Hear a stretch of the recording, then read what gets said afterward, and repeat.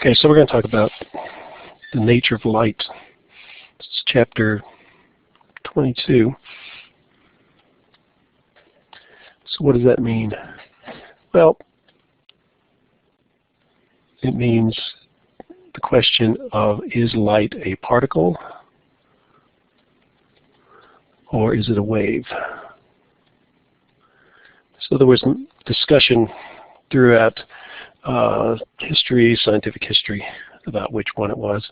Newton believed it was a particle, but the thing is that there are certain properties of waves that are shown, are manifested in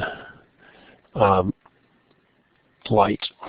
So you can have interference like you can have with sound. So there's a lot of things. If you look at sound and the properties of sound, like constructive and destructive interference, the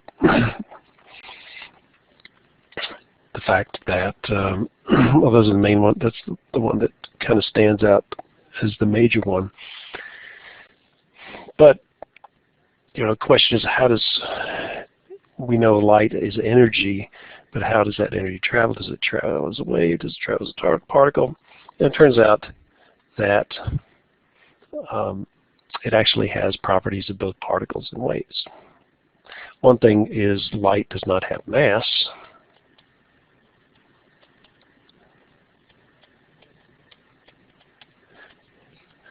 We also know that light is a type of electromagnetic wave.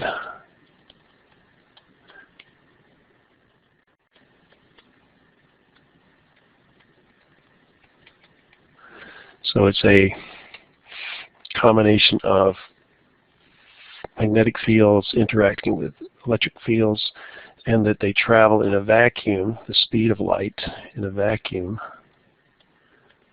is approximately equal to 3 times 10 to the 8 meters per second. Now, it turns out that Einstein, I guess it wasn't Einstein, but it turns out there is a way to relate light, the amount of energy in light, to its frequency. And the result, the expression, is that the energy comes in packets.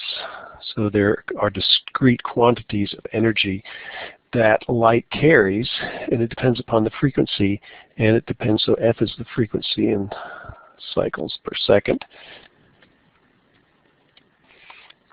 And the frequency of light is a pretty high frequency. If you look at chapter 21, when they were talking about types of electromagnetic waves, light being one of them, if you look at it's on the order of approximately equal to 10 to the 15th cycles per second. Sound is on the order of 1,000 cycles per second. Radio waves are on the order of 1,000,000 cycles per second. So light is 10 to the 15th cycles per second. And it comes from the energy that's transmitted when you take an electron and it moves through different shells, different positions in the atomic structure. So it moves up and moves back, and it happens, the distance, of course, is very short, and that whole thing happens in a quantum mechanic wave. Anyway, those are the frequencies and the wavelength. So the wavelength of visible light is defined from 440 nanometers to 700 nanometers. A nano is equal to 1 times 10 to the minus 12th. So wavelengths of light are very short. Okay, so we know the speed. Okay, so what is this h? H is called Planck's constant. I guess it should be probably capitalized. It's named after a guy named Planck. And so the energy is in discrete quantities, equal to Planck's constant times the frequency.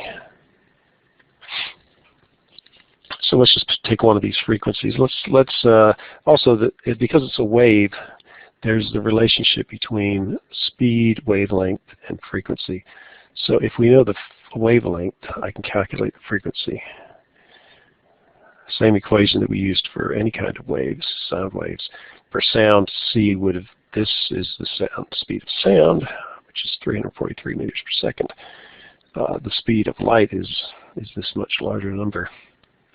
So anyway, if we solve for frequency is equal to speed over wavelength. So you have 3 times 10 to the 8 meters per second divided by, let's say, 400 nanometers. 400 times 10 to the minus 12th meters.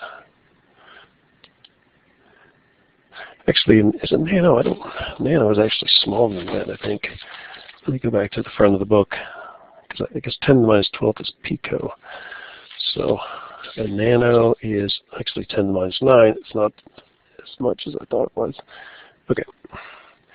So nanometer is 10 to the minus 9th. 10 to the minus 9th. And we should get a frequency around 10 to the 15th. So let me find my calculator.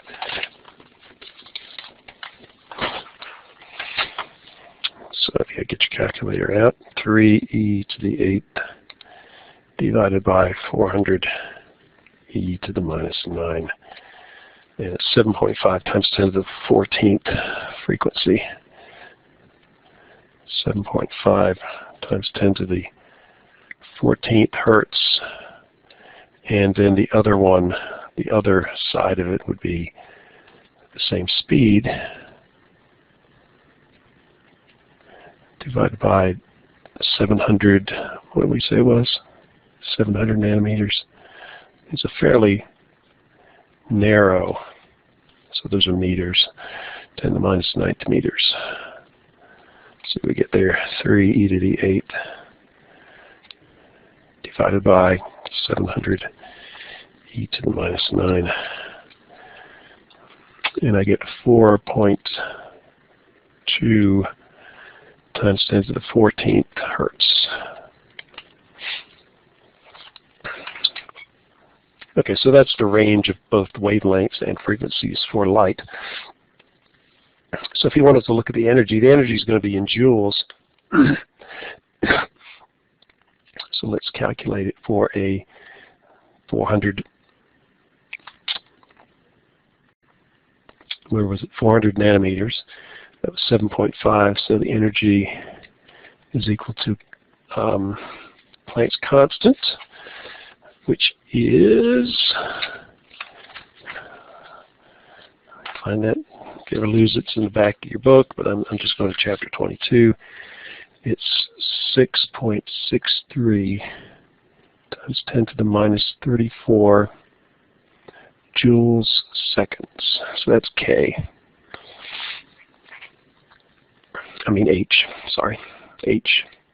And then you multiply by the frequency, which is 7.5 times 10 to the 14th meters.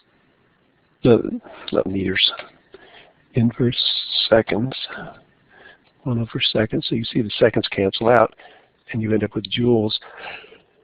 6.63 e to the negative 34 multiplied by, was it multiplied by or divided by? Multiplied by, yeah. Times 7.5 e to the 14th. So it's 4.97 times 10 to the minus 19 joules. And if you remember an electron volt, we looked at that back in, I think, chapter 15. The electron volt was a unit of energy. And what the electron volt was the amount of energy to push an electron through a voltage of 1 volt. Actually, I'm just going to look in the back of the book. So, see if I can find it here. still in there. Actually, I don't see it, so I'm going to pause here just for a second.